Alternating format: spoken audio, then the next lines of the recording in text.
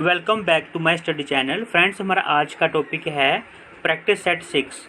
In this video we will do part 1 of practice set 6। Friends, this is 112th video as per the syllabus of JK SSB panchayat accounts assistant. Friends, this topic is most important for your selection. Please revise these questions at least 2 times so that you might be able to tick the right option in your exam. Without wasting time, let's start. Question number 1 is, the capital city called Kashmir during the Muslim rule was renamed Srinagar by which of the following one? The capital city called Kashmir during the Muslim rule was renamed Srinagar by which of the following one? Question is important. Here A is Sikh, B is British, C is Afghan and D is none of these. Guys, guess the answer. The capital city called Kashmir during the Muslim rule was renamed Srinagar by which of the following one? Question is important. A is Sikh, B is British, C is Afghan, D is none of these. Guys, here the right answer is, guess the answer. Here the right answer is option A, that is Sikh. क्या Sikh? ठीक है, ये वाला जो option है सही है, option A is the right answer. चलिए नेक्स्ट क्वेश्चन पे। Question number 2 is, sericulture was organised for the first time on a commercial basis during the region of.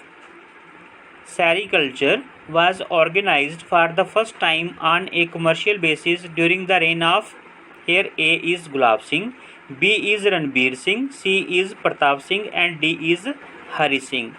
Sericulture जो है वो organized for the first time on a commercial basis during the reign of, यहाँ पे अगर on a commercial basis लिखा होगा during the reign of, here the right answer is, guys guess the answer.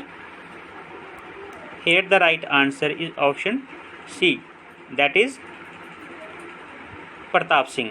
ठीक है, option C is the right answer. चलिए next question पे।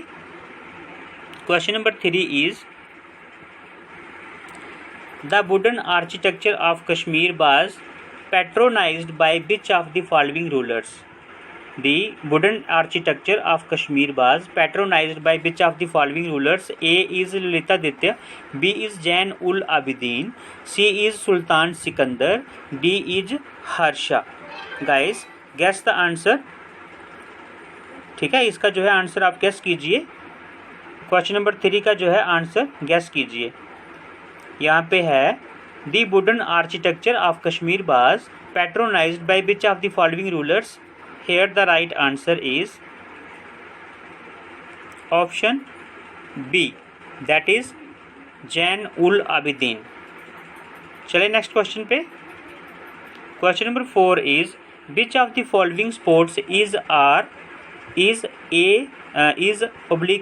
the popular sports of Ladakh region? This question is important. Which of the following sports is the popular sports of Ladakh region? This question is important. A is polo, B is archery, C is ice hockey and D is all of these. Guys, guess the answer. I hope आपने answer guess कर लिया होगा। Here the right answer is option D, that is all of these. ठीक है, option D is the right answer. Polo, archery, ice hockey जो है ये तीनों की तीनों गेम में कहाँ की हैं? लद्दाख की हैं। ठीक है, वो भी पॉपुलर स्पोर्ट्स है ये। So popular sports of Ladakh region are polo, archery, ice hockey. So option D is the right answer, that is all of these. चले नेक्स्ट क्वेश्चन पे। Question number 5 is, which of the following are generally classified as traditional sports in Ladakh region? ठीक है, जो पहले वाली थी वो क्या थी? हमारी पॉपुलर स्पोर्ट्स थी।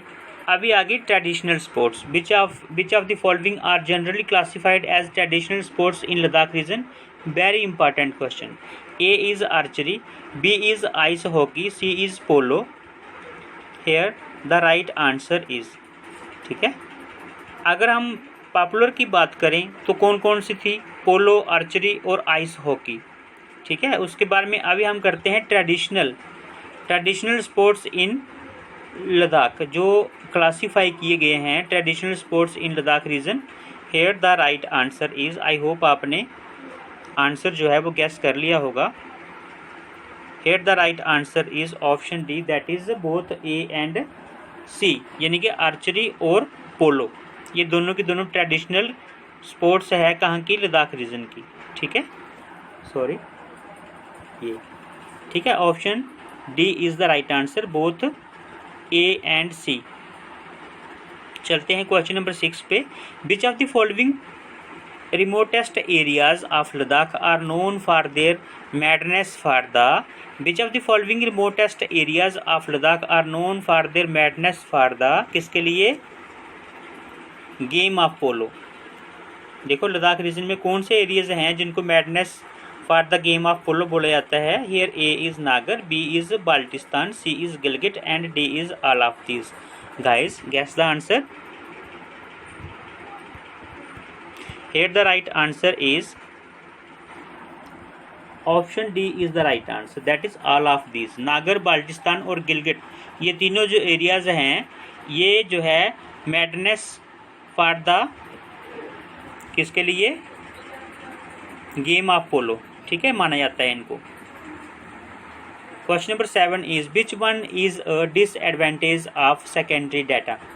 डिसएडवांटेज बताना है सेकेंडरी डाटा का जो लिखे हुए नीचे। A is already exist, B is in expensive, C is addresses a fresh topic and D is fast to obtain. Here the right answer is, guys guess the answer, question is important. Which one is a disadvantage of secondary data. Here the right answer is option C, that is addresses a fresh topic. ये जो option है right answer है इसका। Question number 8 is which one is an advantage of secondary data. पहले था disadvantage, disadvantage था हमारा कि एड्रेसेस ए फ्रेश टॉपिक। ठीक है, सो यहाँ पे क्वेश्चन नंबर 8 है which one is an advantage of secondary data. A is may be outdated, B is may not be accurate, C is already exist and D is expensive. Guys guess the answer.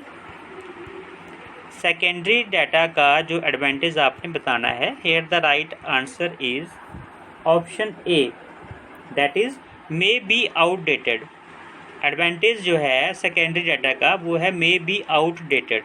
Option A is the right answer. Next question is question number 9। Experimentation, questioning and dash are primary methods. Important question. Experimentation, questioning and dash are primary methods.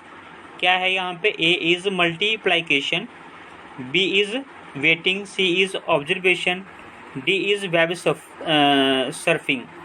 यहाँ पे experimentation, questioning and observation.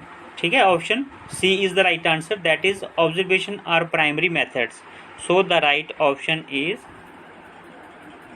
Option C, that is observation. ठीक है, ये इसका right answer है friends.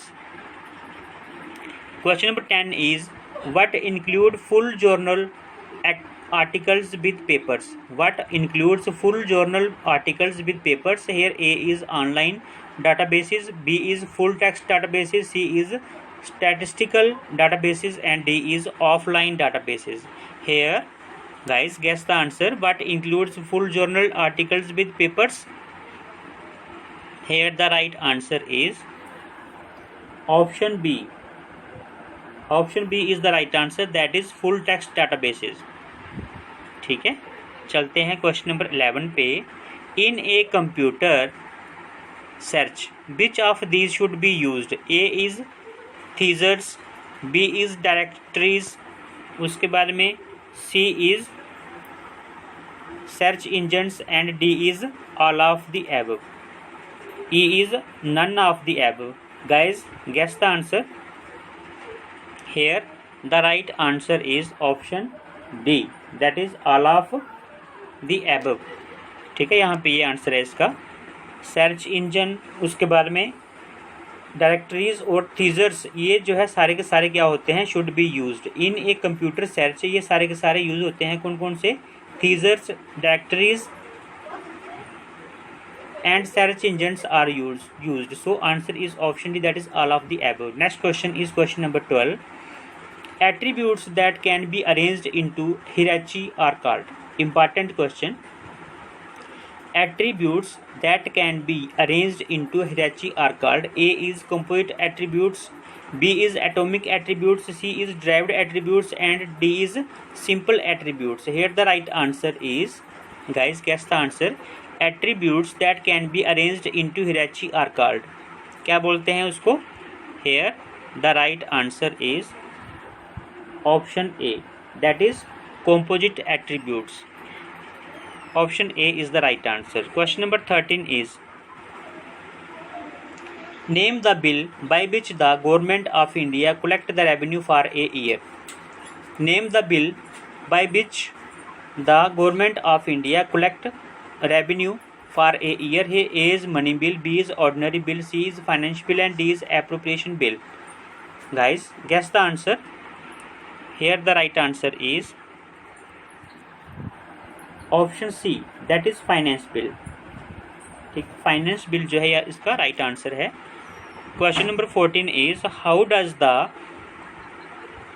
AD valorem duty is called tax. How does the ad इनके ad valorem duty is called. Very important question. How does the ad valorem duty is called tax. A is on the basis of commodity price, B is by value added, C is amount of commodities, and D is value added. Guys, here the right answer is, how does the ad valorem duty is called tax. Here the right answer is, guys, I hope आपने answer guess कर लिया होगा. Here the right answer is on the basis of commodity price. So option A is the right answer. Question number 15 is, Fiscal Responsibility and Budget Management Act concerns. Fiscal Responsibility and Budget Management Act concerns.